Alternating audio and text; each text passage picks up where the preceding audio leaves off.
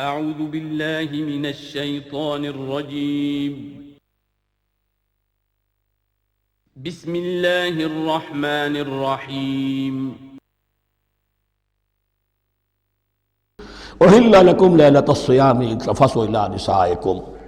اب یہ ہے احکام کی آیت، بڑی طویل ہے، چونکہ یہود کے ہاں شریعت میں روزہ جو ہے شروع ہو جاتا تھا شام کو ہی، اور رات بھی روزے میں شامل تھی، تو تعلق زن و شو بھی نہیں ہو سکتا، اور کوئی سحری وحری کا تصور نہیں تھا۔ جیسے ہی سوئے رات شروع، روزہ شروع، اب اگلے دن تک غروب آفتاب تک روزہ رہے گا۔ ہمارے ہاں روزے میں نرمی کی گئی ہے، ایک تو یہ کہ رات کو اس سے خارج کر دیا، روزہ دن کا ہے، اور رات کے وقت تعلق زن و شو بھی ہے، کھانا پینا بھی ہے، جو پابندیاں روزے کی ہیں وہ سب اٹھ گئی۔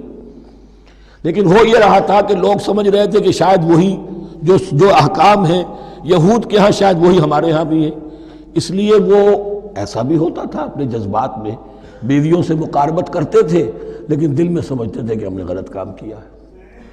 یہاں اب ان کو اطمینان دلایا جا رہا کہ نہیں، احل لکم لیلۃ الصیام الرفث الی نسائکم، حلال کر دیا گیا ہے تمہارے لیے روزے کی راتوں میں اپنی بیویوں کے پاس جانا۔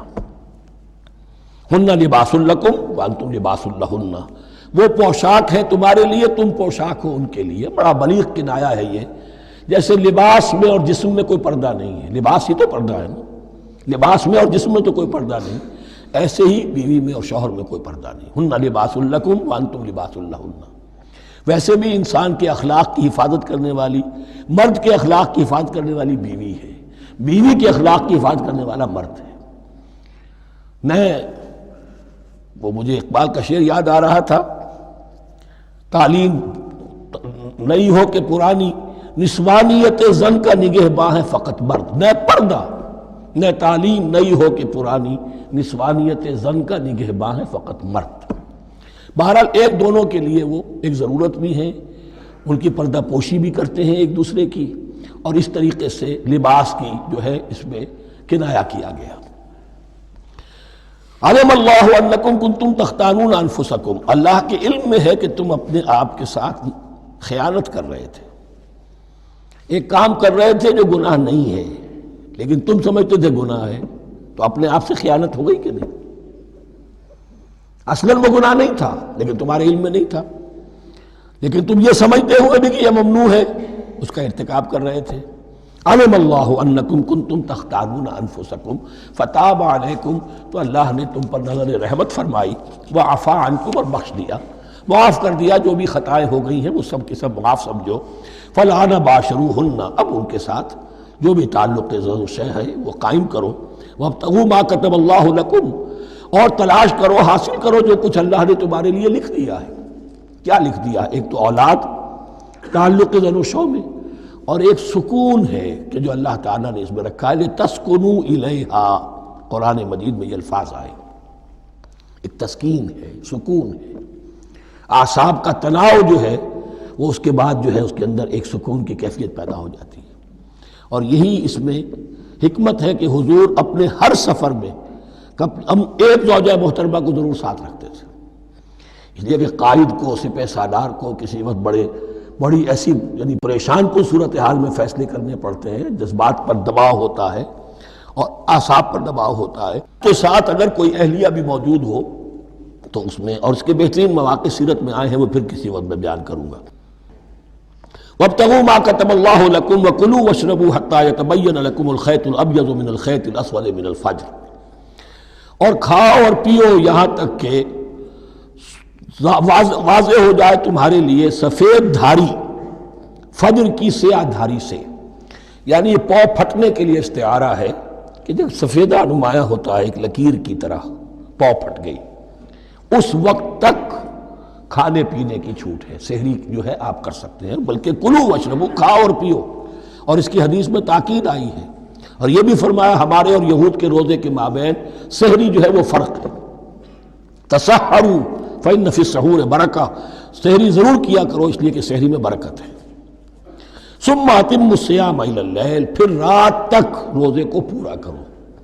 اب رات تک میں اکثر فقہا کے نزدیک غروب آفتاب مراد ہے۔ اہل تشیع اس سے ذرا آگے جاتے ہیں کہ رات کا لفظ آیا ہے تو ذرا اور غروب آفتاب پر چند منٹ گزر جائے، لیکن ہمارے اہل سنت کے ہاں غروب آفتاب جو ہے وہی گویا کہ یہ اس کی غایت ہے۔ وَلَا تُبَاشِرُوهُنَّ وَأَنْتُمْ عَاكِفُونَ فِي الْمَسَاجِدِ، لیکن یہ رعایت جو تمہیں دی جا رہی ہے اس میں ایک استثناء ہے، جب تم معتکف ہو مسجدوں میں تو پھر اپنی بیویوں سے کوئی تعلق قائم نہ کرو۔ وَلَا تُبَاشِرُوهُنَّ، مت ان سے مباشرت کرو، وَأَنْتُمْ عَاكِفُونَ فِي الْمَسَاجِدِ، جبکہ تم مسجدوں میں اعتکاف میں ہو، آخری عشرے میں جو اعتکاف ہوتا ہے۔ تِلْكَ حُدُودُ اللَّهِ فَلَا تَقْرَبُوهَا، یہ اللہ کی حدود ہے، ان کے قریب مت جاؤ۔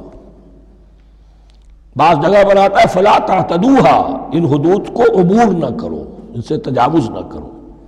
تو حرام تو یہی شے ہوگی کہ حدود سے تجاوز کیا جائے، لیکن احتیاط اس میں ہے to keep at a safe distance, ذرا دور رہو۔ آخری حد تک چلے جاؤ گے تو اندیشہ ہے کہ کہیں اس حد کو کراس نہ کر جاؤ۔ فَلَا تَقْرَبُوهَا، اللہ کے حدود سے ذرا ایک سیف ڈسٹینس کے اوپر رہنا ضروری ہے۔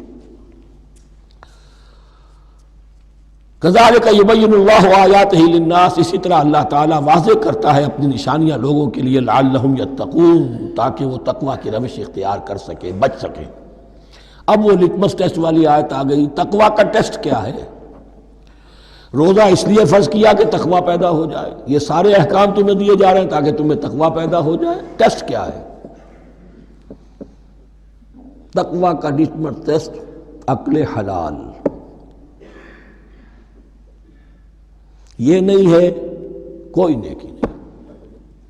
وَلَا تَأْكُلُوا أَمْوَالَكُمْ بَيْنَكُمْ بِالْبَاطِلِ، اپنے مال آپس میں باطل طریقوں سے ہڑپ نہ کرو۔ وَتُدْلُوا بِهَا إِلَى الْحُكَّامِ، اور اپنے مال کو ذریعہ نہ بناؤ حکام تک پہنچنے کا۔ لِتَأْكُلُوا فَرِيقًا مِنْ أَمْوَالِ النَّاسِ بِالْإِثْمِ، تاکہ تم لوگوں کے مال کو ہڑپ کر سکو گناہ کے ساتھ، وَأَنْتُمْ تَعْلَمُونَ، اور تم اس کو جانتے بوجھتے کر رہے ہو۔ جو شخص اس معیار سے تو اس سے باز آ گیا وہ ہے متقی۔